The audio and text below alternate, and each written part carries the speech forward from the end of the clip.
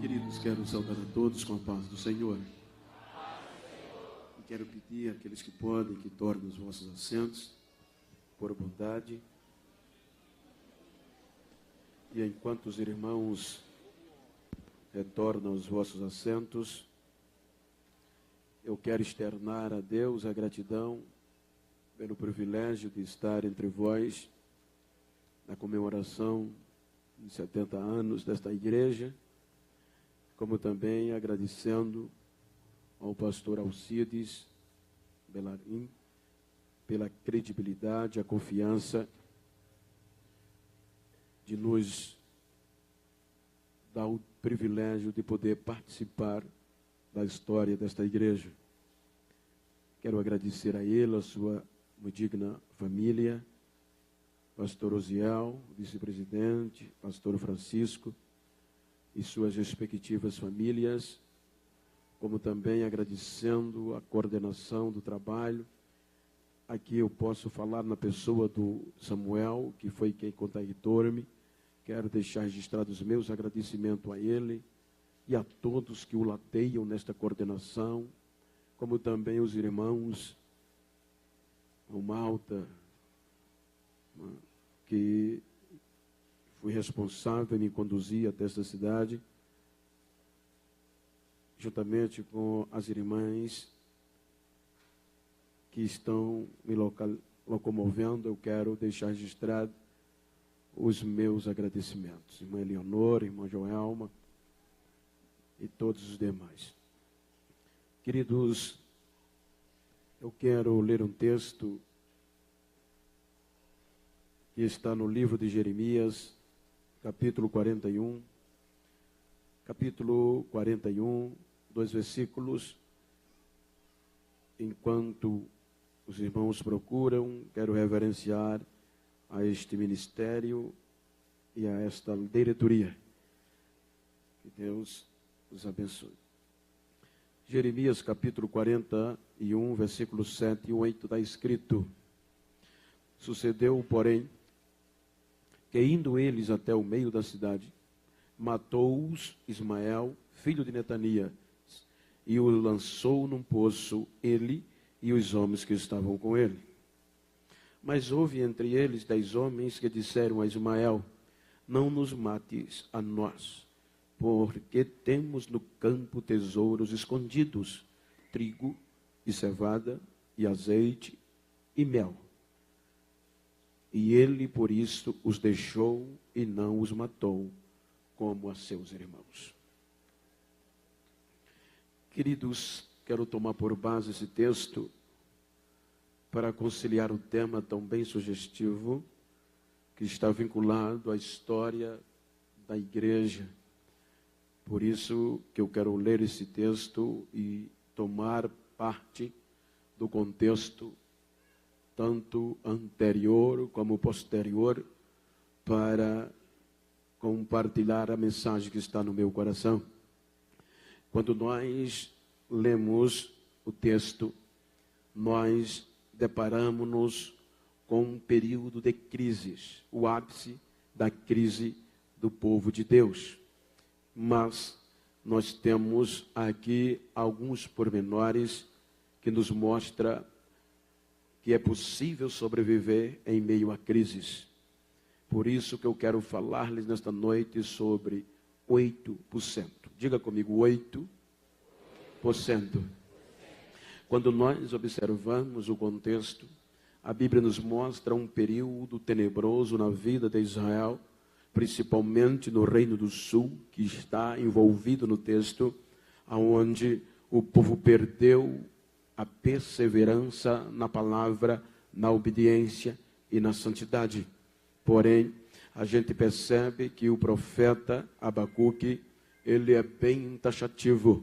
Quando nós observamos o livro de Abacuque, os irmãos hão de convir que Abacuque descreve um período sem precedência, um período caótico no contexto espiritual. Haja vista que Abacuque, como um profeta, ele não nos dá muitos subsídios históricos sobre a sua vida. Mas subentende-se que Abacuque era um músico e que tinha o dom da profecia. Ora bem, agora Abacuque percebe no meio do povo de Deus a ausência visível de Deus por conta da insensibilidade.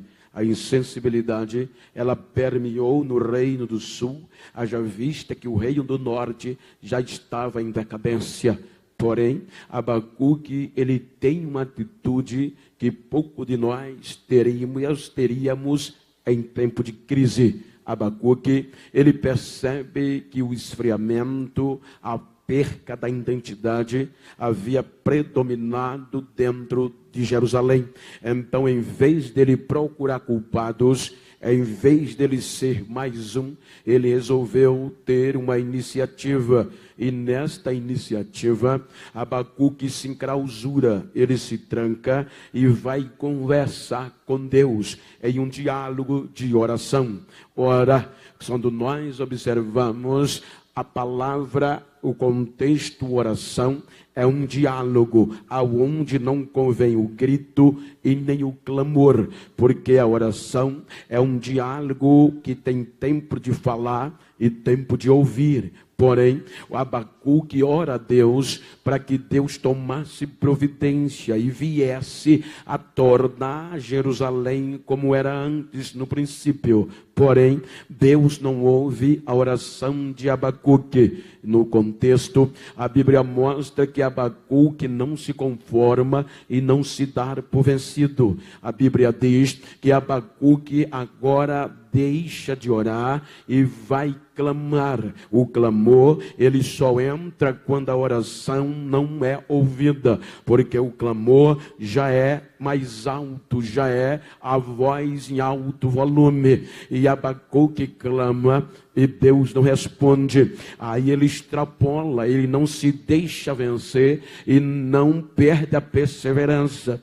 Veja que depois que ele clama, ele grita, e o gritar é tocar o volume no mais alto nível, no máximo, e abrir a goela, e o grito dele não foi ouvido. É quando ele descreve no início do seu livro peso que viu Abacuque. Então ele diz a expressão: ó Senhor, até quando eu vou clamar e o Senhor não vai me ouvir? Até quando eu gritarei violência e o Senhor não me responderá? Então ele abre o leque, ele abre o que estava acontecendo, ele tem coragem de jogar tudo para fora na presença de Deus. Vejam que ele traduz o acontecimentos cotidianos dentro de Jerusalém. Ele diz: porque a coisa está diferente, parafraseando em nosso tempo. Ele diz: a lei se afrouxou. Ele começa mostrando a Deus pormenores que estava por acontecer no meio de Jerusalém. Ele diz: o povo perdeu a identidade, o povo está vivendo como quer e parece que ninguém toma as devidas providência. Veja que ele diz: há conflitos de interesse, a contenda, a vergonha está tomando conta do teu povo e parece que o Senhor não está nem aí para o que está acontecendo. Então é quando Deus resolve responder a Abacuque. Quando Deus resolve responder a Abacuque, Deus diz a Abacuque: eis que eu farei uma coisa tão maravilhosa no meio do meu povo, que quem ouvir não vai acreditar. Então Abacuque clamava por um avivamento como no princípio. Agora Deus diz que vai trazer um avivamento de uma forma torrencial. Então Abacuque se alegra, mas ele é surpreendido pelo que Deus lhe diz: eu vou usar os caldeus para trazer avivamento para Jerusalém. Ele diz: os caldeus vão unir Jerusalém para promover um grande avivamento dentro de Jerusalém. Então é neste contexto categórico que Deus mostra a Abacuque que ia apertar o parafuso, que ia apertar o povo, já que precisava de avivamento. E avivamento, ele só se vem com aperto, com renúncia e com conserto. Deus disse a Abacuque: a insensibilidade tomou conta do povo, então eu vou apertar o negócio dentro de Jerusalém. Ou tem arrependimento, ou o cacete vai rolar, para que não volte a ter a identidade necessária. Aí é quando Abacuque não aceita e entra num período de queixas. Vejam que ele diz, ele não entende que era necessário falar a verdade através de um aperto. Então ele diz: Senhor, tu és tão justo, tu és tão limpo, que os teus olhos não contemplam a injustiça e nem desvê a iniquidade. Como poderás, Senhor, usar uma nação ímpia para punir os teus justos? Então Deus diz a Abacuque: eu vou punir o meu povo, vou usar os caldeus, mas depois eu tomarei a punição sobre os caldeus, porque punir o meu povo. Então Abacuque não quer mais questionar e vai procurar entender a vontade de Deus. Aí ele diz: eu vou voltar para minha torre de vigia, vou tentar entender o que o Senhor tem a me dizer. Quando ele volta para a oração, então no período do capítulo 2 para o capítulo 3, há um período de dias. É quando Abacuque entende que era necessário Deus ser mais contundente para mostrar quem ele era. É por isso que no capítulo 3 ele começa descrevendo: ouvi a tua voz e temi. Porque ele temeu, porque ele entendeu que o negócio ia feder, ia piorar caso não houvesse arrependimento. Ele viu, Deus fez ele entender que ia sacudir Jerusalém. Quando ele diz e temi, aí ele fala a expressão: então, Senhor, aviva a tua obra no meio dos anos e a notifica. Os irmãos hão de convir que a partir daí ele começa a louvar a Deus. Ele ora em forma de louvor, mostrando quem é Deus, o poder que está na mão de Deus. E ele exalta no louvor, dizendo que o sol ele se esconde quando Deus aparece, as águas param de correr e os montes se estremecem. Ele louva a Deus, por depois teria que punir os caldeus. Quando chegamos no versículo 17, Abacuque pronuncia a maior perspectiva e palavra de fé que um ser humano podia proferir naquele tempo. Ele entendeu que o negócio tinha que voltar para o lugar, e independente do que fosse necessário, ele não se dobraria. Vejam que a declaração de fé, de confiança que ele faz, ele usa o que era impossível acontecer. Ele canta a Deus dizendo: ainda que a figueira não floresça e não haja fruto na vide, e o produto da oliveira minta, e no campo não haja mais mantimento, as ovelhas das malhadas sejam arrebatadas, e no curral não haja. Abacuque, ele expressa um teor de fé que quando a crise viesse, Deus poderia contar com ele. Se você observar, as 3 árvores que Abacuque usa são perenes. Olha que ele diz a primeira: ainda que a figueira não floresça. Ou seja, é difícil a figueira não florescer. Haja vista que as folhas da figueira, elas são verdes o tempo todo. Ela não consegue entristecer as suas folhas. É de janeiro a dezembro, independente do sol, do calor, do frio ou da geada, a figueira sempre é verde. Vejam que quando Jesus amaldiçoou uma figueira, o que surpreendeu os discípulos não foram os frutos, foi quando eles voltaram, a figueira estava seca, porque para a folha da figueira secar, só Deus poderia intervir, pois ela é perene. Veja que Abacuque viu a crise vindo, e ele diz, ainda que a figueira não floresça, ele disse, não usa o fruto. Veja que ele não olha para o fruto da figueira. Haja vista, o fruto da figueira,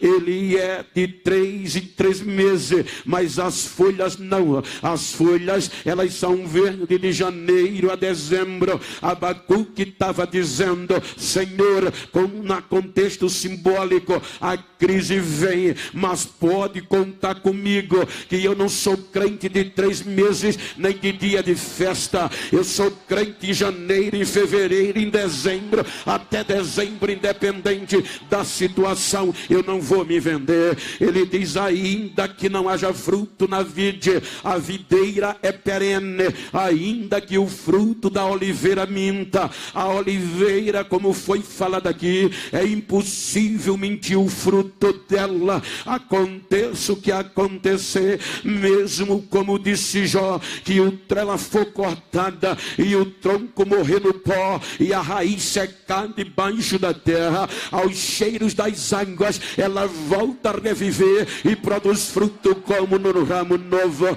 Ele diz, a força maior da economia era o agronegócio. Vejo que toda a Bíblia está recheada da agricultura e da pecuária. Era a força da economia. Ele disse, ainda que as ovelhas sejam arrebatadas, ainda que no curral não haja vaca, era impossível acontecer. Ele disse, mas mesmo assim, todavia, eu esperarei no Deus da minha salvação. Vejam, deixe-me correr, que Abacuque, ele promete a Deus a não se curvar diante da crise. Quando Abacuque passa, veja que Deus insiste no arrependimento, usando o profeta Isaías. Isaías, a mensagem era taxativa, torne-se a mim e eu tornarei a vós, operando o Deus que impedirá. Mas o povo não se voltou.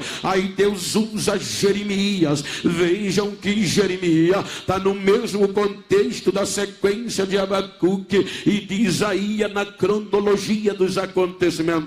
Quando Jeremias entra, veja que o compromisso desses homens era meramente a palavra de Deus. Quando ele entra profetizando arrependimento, e para pregar a palavra genuína em tempo de crise tem que ser cabra macho, tem que ter coragem. Então ele entra pregando, e o que sobra para ele, esbufeteando cisterna, a ponto que a dor foi tão grande que ele abre o coração para Deus. Ele não aguenta mais, porque ele se tornou um opróbrio para os seus irmãos. O opróbrio é o mais alto nível de uma vergonha que um ser humano chega a passar. A Bíblia diz que a vergonha dele foi tão grande que ele abre o leque com Deus. Ele diz, Senhor, tu me enganaste, tu me persuadiste, e persuadido eu fiquei. E o Senhor foi mais forte do que eu. Ele estava falando de quando Deus o chamou, quando ele disse que não sabia falar, e Deus foi mais forte do que ele e o convenceu. Agora, diante de uma situação de crise, a palavra tinha que prevalecer. Então é quando ele diz, eu me tornei vergonha diante dos meus inimigos. A crise está tomando conta, e agora eu me arrependo do dia que eu nasci. Eu falo e ninguém escuta, e o pior, Deus, é que eu quero parar de falar a tua palavra e eu não estou conseguindo, porque quando eu penso em parar, ela quer queima dentro dos meus ossos como se fosse um fogo abrasador. Vejam, irmãos, me permita velocidade para eu não passar do tempo previsto. Quando nós observamos, Jerusalém é decaída pelo um grande desastre. Não ouviram Abacuque, não ouviram Isaías e não deram ouvido a Jeremias. Então a Bíblia diz que os caldeus devastam Jerusalém, massacra, acaba com Jerusalém e desencadeia uma crise nunca vista no meio do povo de Deus. A cidade foi destruída, consequentemente os muros e o santuário. Quem olhava de fora, Jerusalém se tornou vergonha para os seus vizinhos. Não havia mais perspectivas de adoração, haja vista que o santuário foi derrubado. A crise se estabeleceu e o povo perdeu a identidade.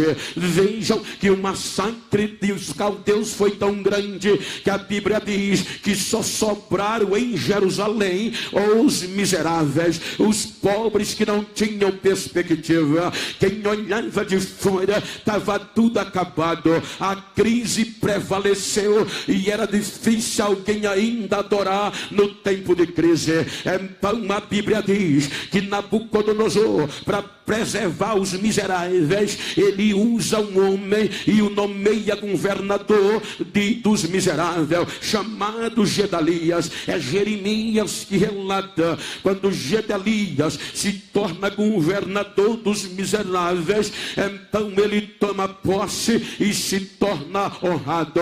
Mas no meio da crise, a Bíblia diz que aparece um homem chamado Ismael, de sangue nobre, que não aceitou a nomeação de Gedalias. Então ele quis usurpar o poder, e no meio da crise, a Bíblia diz que ele disfarçadamente usou de falsa amizade e matou o rei Gedalias, o governador. Quando ele matou o governador Gedalias, matou todos os seus súditos e tudo parecia bem. Agora é que eu quero ater no tema desta igreja.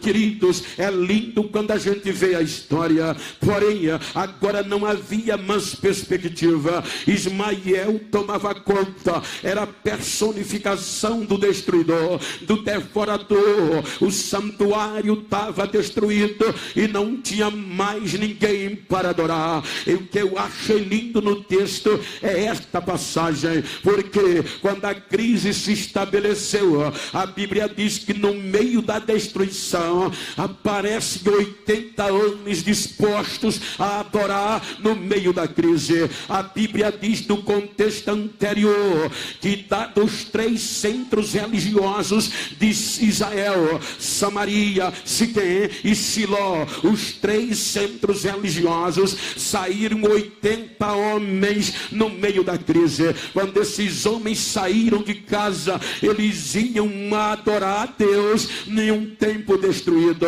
A notícia se espalhou, tudo está destruído, a crise está tomando conta. Eu ainda até agora não consegui conceber como 80 homens resolvem adorar a Deus no meio da destruição. Eles pegam, diz a Bíblia, que eles partem destas 3 cidades, eles rapam a barba em sinal de dor e luto, ele rasga as vestes, eles se retalham e eles traem trigo, eles traz cereais e também traz o líquido para oferecer o sacrifício. Quando eles vêm adorar, o texto diz que eles traziam cereais e líquido para a oferta de libação. Quando eles vêm, aí a notícia chega a Ismael e ao destruidor. Vejam o que um adorador no meio da crise não pode fazer. Ismael estava causando terror. Aí disseram a ele: está vindo de Samaria, de Siquém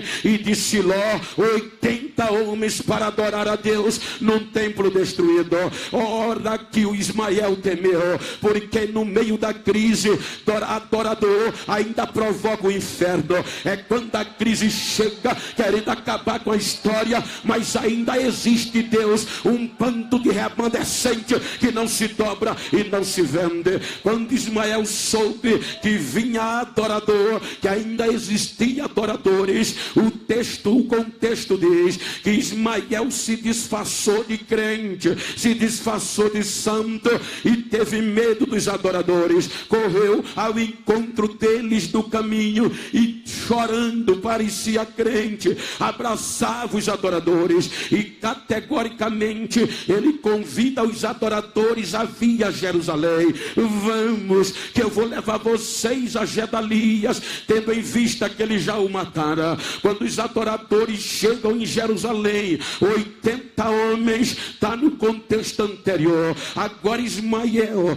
dentro da cidade, ele começa a matar os adoradores. Saíram 80, ele junta com os homens ao seu favor e começa a matar de 10 em 10. Era o fim, era para acabar com os remanescentes. Ainda tem adorador? Tem, vamos acabar. Matava de 10 em 10, matou 10, ficaram 70, matou mais 10, ficaram 60. Ele mata mais 10, fica 40. Ele vai matando de 10 em 10, quando só faltava 10 para ele jogar no poço e acabar com a adoração e a crise prevalecer. Nos últimos 10, 8% do total, aqueles 8% disseram a Ismael: você não pode matar a gente, você não pode nos destruir. Aí Ismael disse: por que não posso?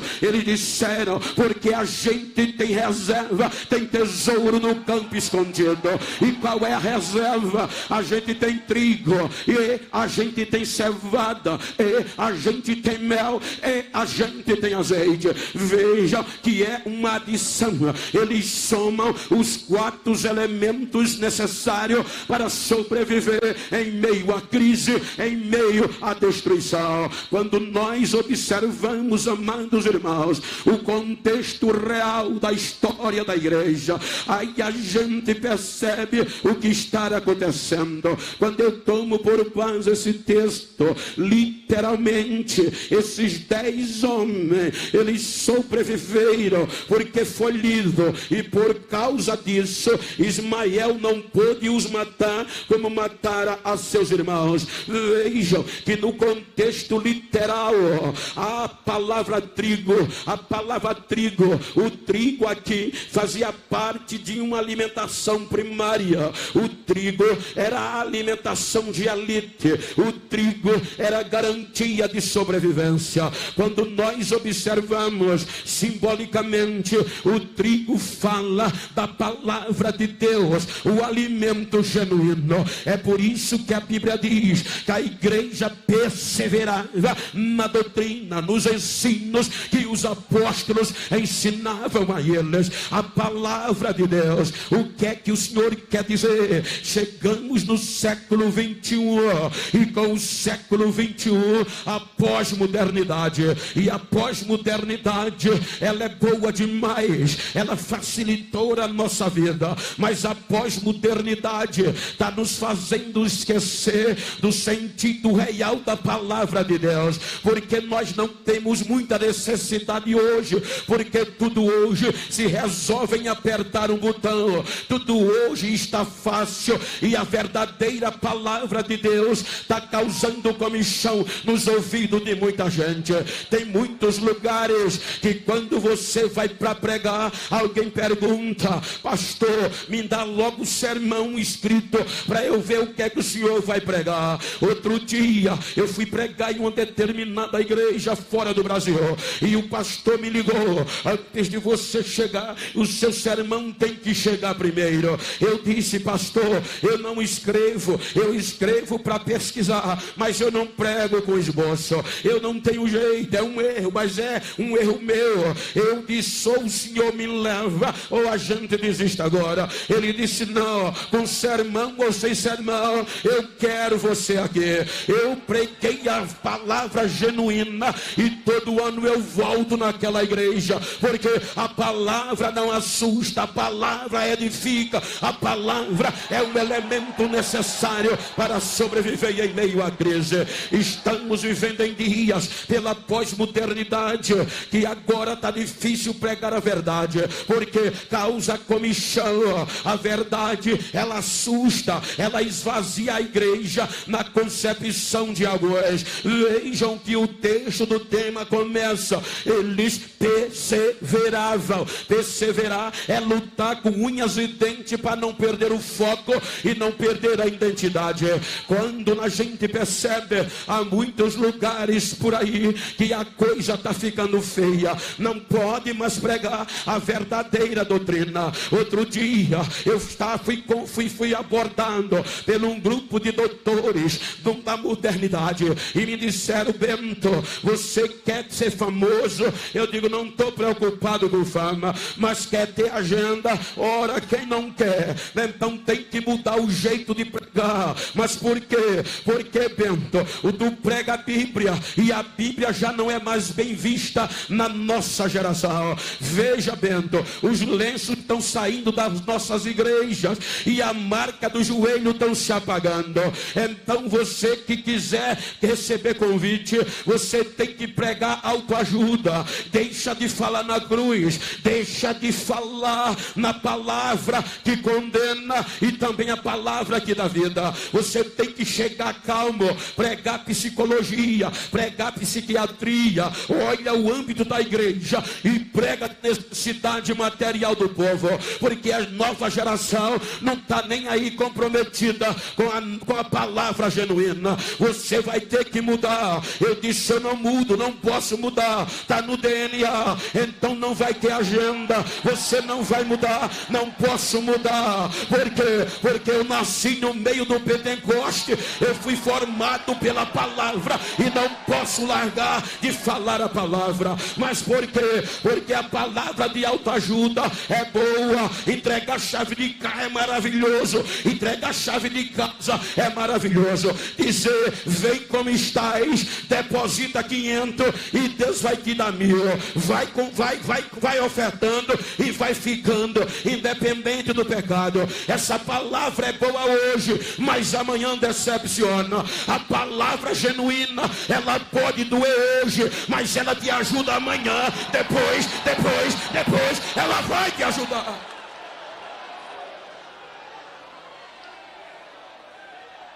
Não vai se vender, vou não. Quem vem comigo?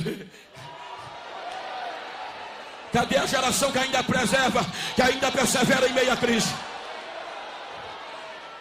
Os irmãos vão de convir que nós estamos sendo bombardeados para desistirmos dos nossos princípios. Esses dias, um jornalista da Veja publicou em forma nacional o ódio que ele sente pelos cristãos. Ele denominou a gente como povinho, um povo que atrapalha as pessoas de bem. Ele detonou a igreja, mas ele foi feliz quando ele concluiu a sua visão. Ele disse: o pior que eu acho, o mais difícil que eu acho, é que ninguém muda a convicção do evangelho na mente deles. Não dá para mudar, não dá para mudar. Quem falava em mistério no passado ainda fala hoje. Jesus ainda batiza hoje, perseverando na doutrina. Pergunta para quem está ao seu lado: tem trigo aí?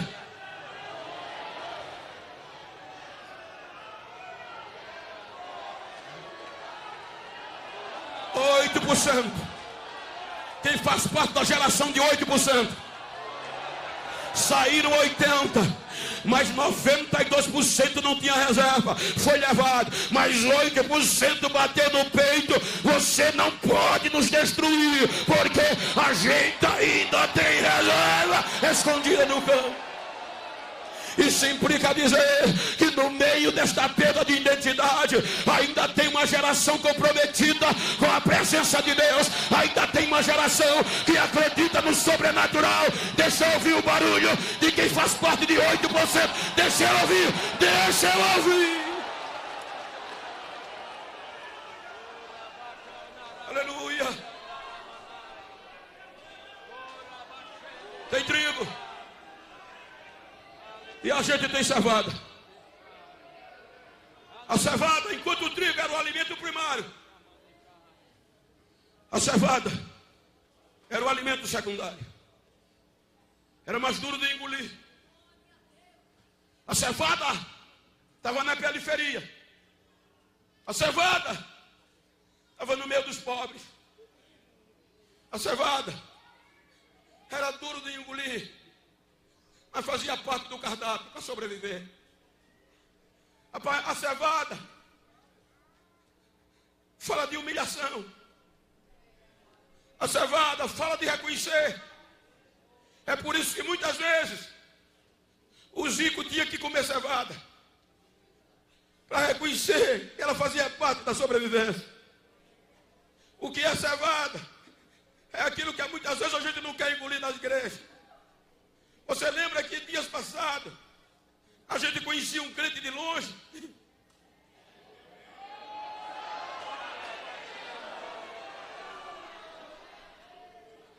De longe você conhecia um crente. O mundo queria ser igual à igreja. Mas hoje, infelizmente, em muitos lugares, você não decide mais quem é crente e quem é crente. Porque em muitos lugares a igreja quer ser igual ao mundo. Eu não concordo com isso. É século 21. Isso é retrógrado. Isso é quadrado. Isso não dá para eu aguentar no século 21. Se você gosta ou que não gosta, meu filho, a cevada é dura de engolir, mas faz parte do cardápio. Faz parte do cardápio. E você tem que engolir. Quando a crise chegava, o que sustentava era a cevada.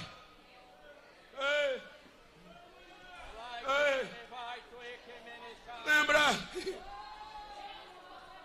Lembra como a gente era?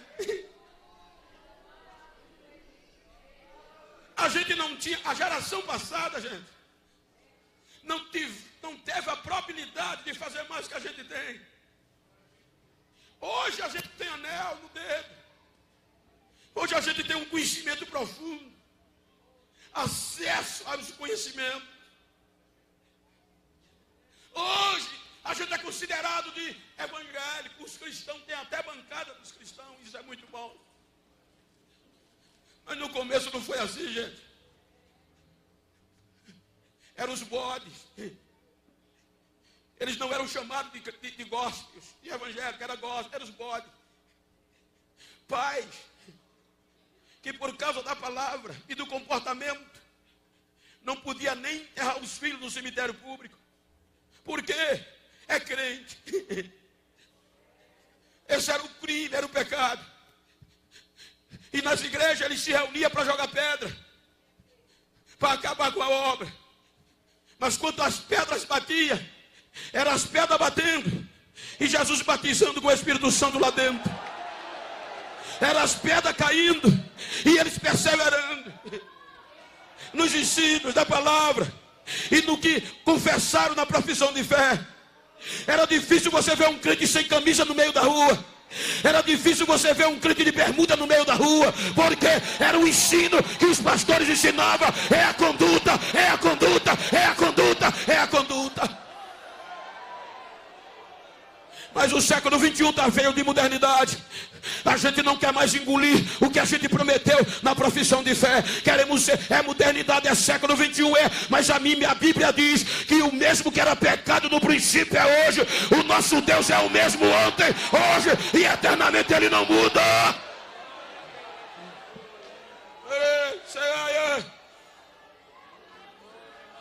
Olha como terminavam os nossos cultos. Os nossos congressos, gente.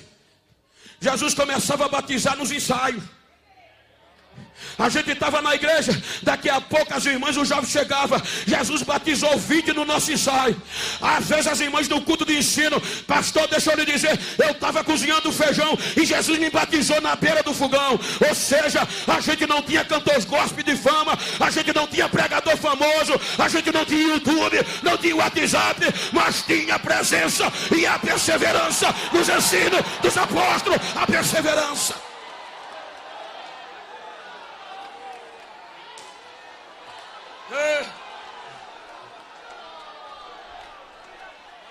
Tenho cevada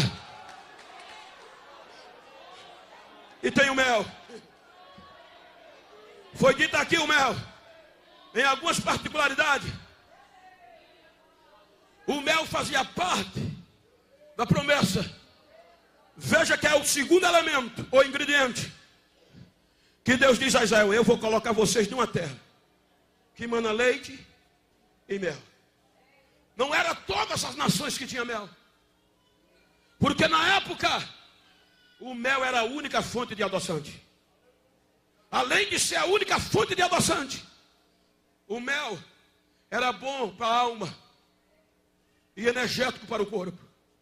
Veja que você vai ver muito na Bíblia o próprio Salomão, sábio, dizendo: coma mel, meu filho. Quando alguém estava desanimado, coma mel, que é bom para a alma e para os ossos, para o corpo. Além de servir como antibiótico, o mel na cultura judaica era um estimulativo para as crianças aprender a santidade por meio do ensino da palavra. Os irmãos vão de convir que no princípio da antiguidade, quando os judeus aparecem, os hebreus, eles prezam até hoje pela palavra. As mães e os pais usavam o mel para estimular a criança a ter o prazer de aprender a palavra. Como? Eles talhavam uma lei, o alfabeto hebraico, em uma tábua, talhavam letra por letra, e quando o tabuado estava pronto, a criança a partir de 5 anos começava a aprender, para não se desviar mais tarde.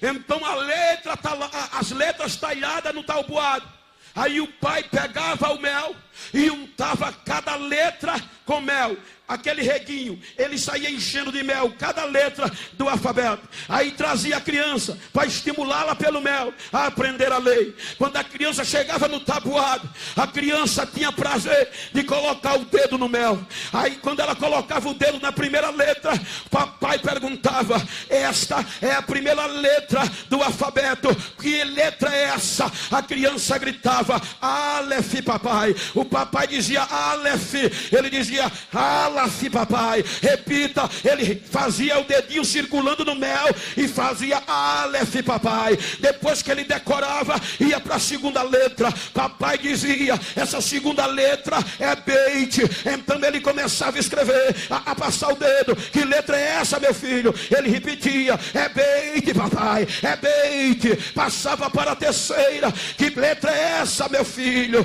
É Gui, meu papai. Diga de novo: é Gimel. Passava para a quarta: que letra é essa, meu filho? É Dalet, papai. Passava para a quinta: que letra é essa? É Rei, papai. E assim ele ia passando e aprendendo, mas só que ele cansava. Quando ele cansava, ele tirava o dedo da letra e o papai olhava. Quando ele tirava o dedo da letra, o dedo estava untado de mel. Aí ele passava na língua e era doce. Ele olhava para o papai e dizia: papai, eu quero mais mel. Aí papai dizia: quer mais mel, meu filho? Quero. Vamos voltar para a lei, vamos voltar para a palavra, vamos voltar para a palavra.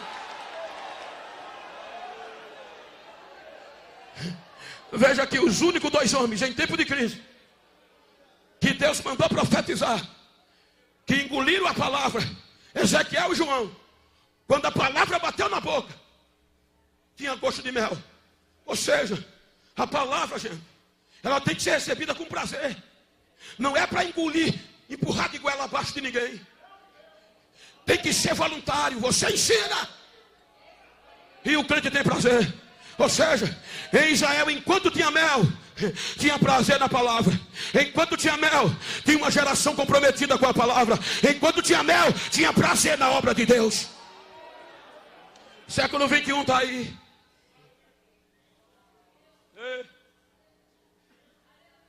Temos prazer para tudo.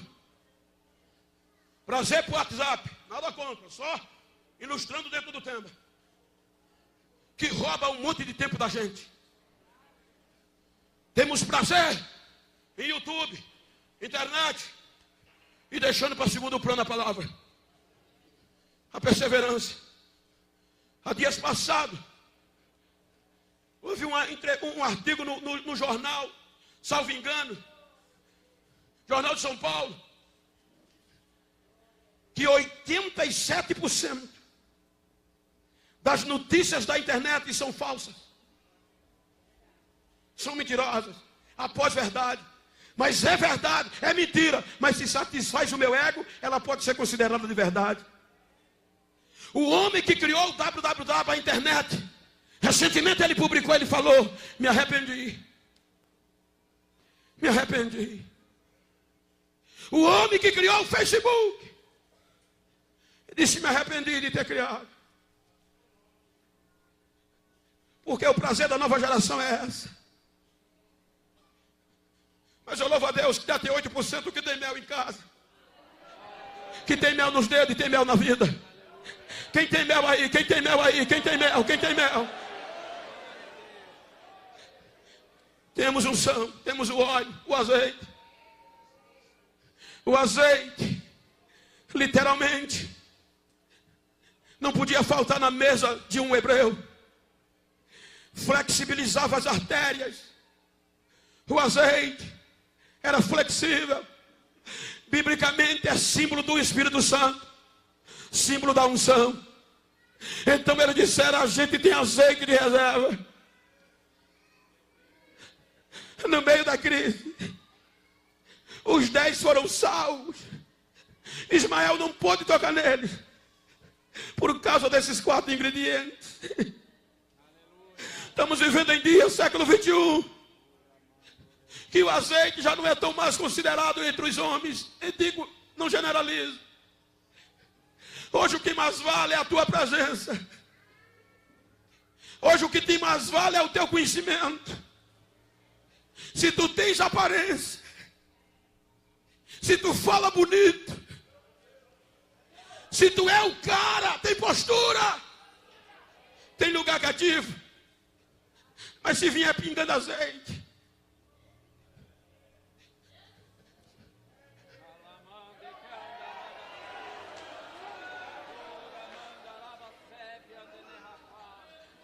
outro dia eu fui convidado para pegar num congresso de missões, um ginásio lotado com mais de 20 mil pessoas.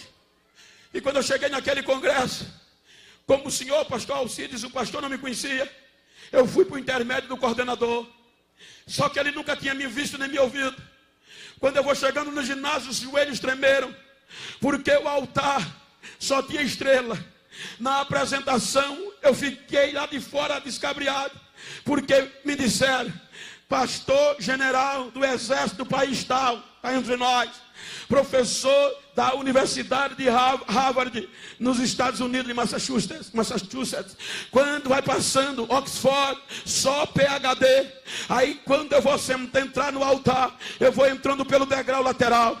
Como o púlpito era de elite, o pastor perguntou ao coordenador: quem é aquele pretinho que vai subindo ali? Ele disse: é o pregador do evento. Aí ele botou a mão na cabeça e disse: ele é de onde? É de Marcel, é nordestino. O pastor disse: rapaz, que doidice é essa que tu fez? Tu vai convidar um nordestino? Já viste alguma coisa boa do Nordeste? E parece que tu convidou o pior, preto do beiço virado. Tu foi convidar ele, homem, ele não quis aceitar. Ele levantou e foi ao meu encontro. Quando chegou, disse: Genival, eu não te conheço, Gênio. Eu não te conheço. Então você não vai pregar hoje. Só tem estrela. Tá bom, tá bom. Olhou para trás e disse: ô menino, arruma um lugarzinho para ele aí atrás. Senta lá, Genival. Aí o menino se levantou. Antes dele chegar no assento, Deus disse: nada de lá atrás. Aí ele foi tocado por Deus. Aí voltou e disse: não, espera, menino, senta. Genival, vem cá. Eu vou te dar 10 a 15 minutos.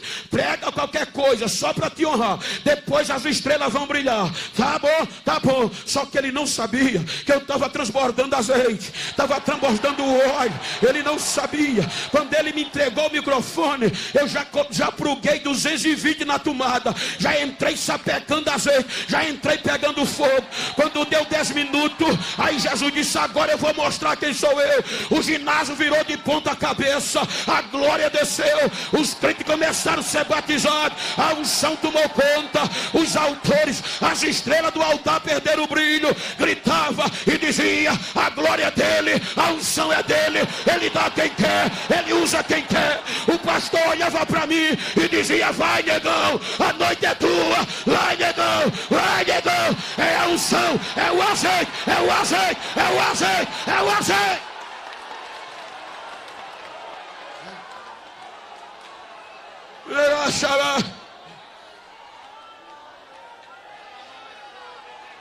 Tem azeite, tem azeite, tem azeite. Quem está sobrevivendo, deixa eu ver, deixa eu ver. Quem tem azeite tem glória. Se tem azeite tem fogo.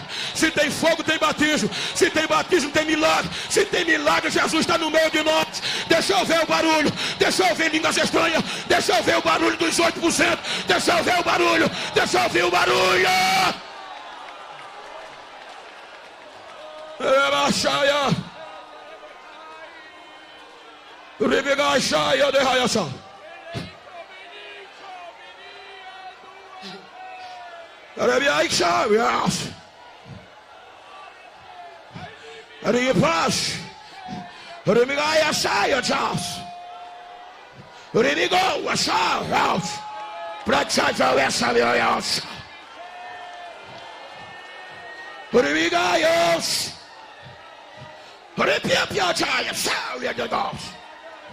O Espírito do Senhor está dando uma língua diferenciada em vidas aqui hoje.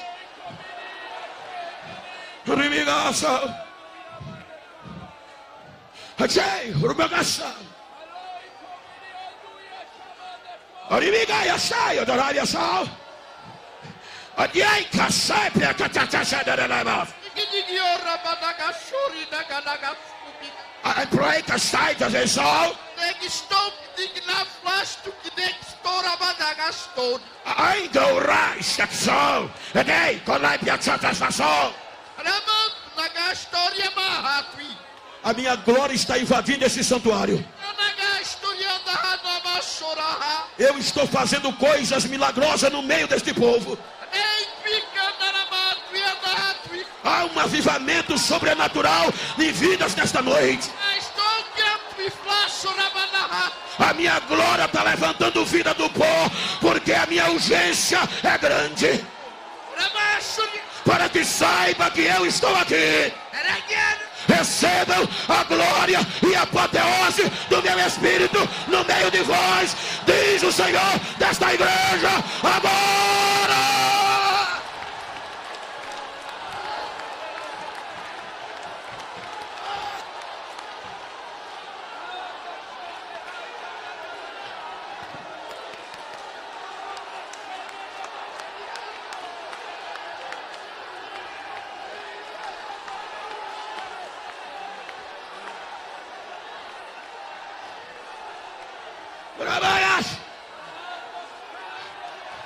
Recebe batismo com o Espírito Santo. Recebe cura. É século 21, mas ainda tem uma geração de 8% que ainda sobrevive, que ainda prevalece. Deixa eu ver o barulho da Assembleia de Deus. Deixa eu ouvir o barulho da Assembleia de Deus. Deixa eu ouvir línguas estranhas. Deixa eu ver Jesus batizando. Deixa eu ver crente saindo daqui rebocado, sem poder andar, embriagado pelo poder de Deus. Deixa eu ouvir, deixa eu ouvir.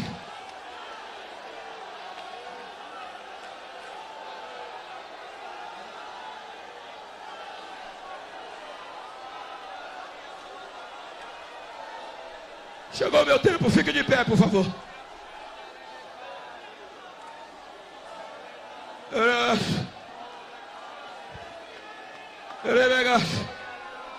Me ajuda aí, tecladista.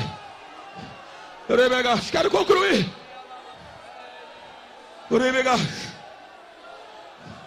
Mas se você estiver perto de uma pessoa do mesmo sexo que o seu, a não ser que sejam íntimos, vira aí para ela, vira para ele. Com todo respeito, como eu estou com todo respeito, era pastor Zé. Eu sou vice-presidente de uma igreja no meu estado. Tem cerca de 6 mil membros. Então eu não vim te emocionar, mas eu vim pedir que você pregue comigo. Vira para esse crente, olha para ele, olha para mim não. E diga para ele, a hora está chegando. Século 21 chegou. E com ele a pós-modernidade. Diga, no meio dessa crise de identidade, eu não vou me dobrar, porque a trombeta pode tocar hoje.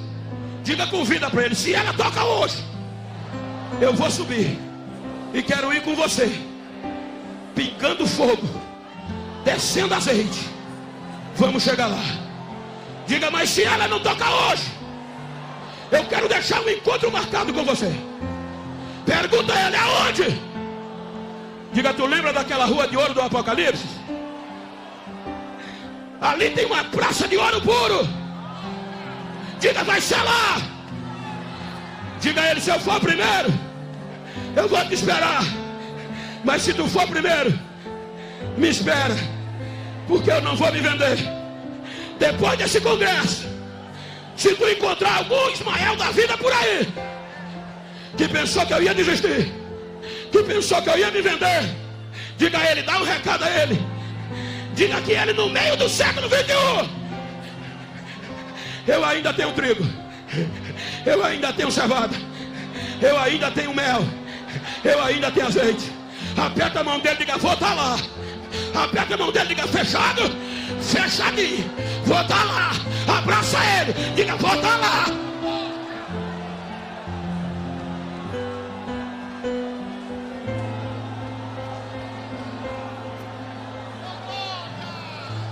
Glória, glória, glória, glórias a Jesus. Aleluia, aleluia, aleluia. Glória, glória, glória, glória. Deixa o Espírito de Deus se envolver. Glória, glória, glória. Glória, vai adorando ao Senhor, vai adorando, porque Ele está na casa. Aleluia, aleluia, aleluia, aleluia, aleluia, aleluia.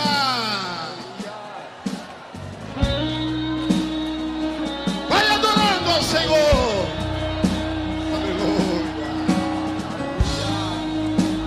Aleluia, aleluia.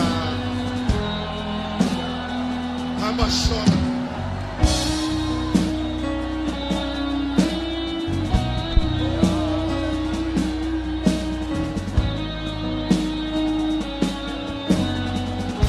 Deixa o céu descer nesse lugar.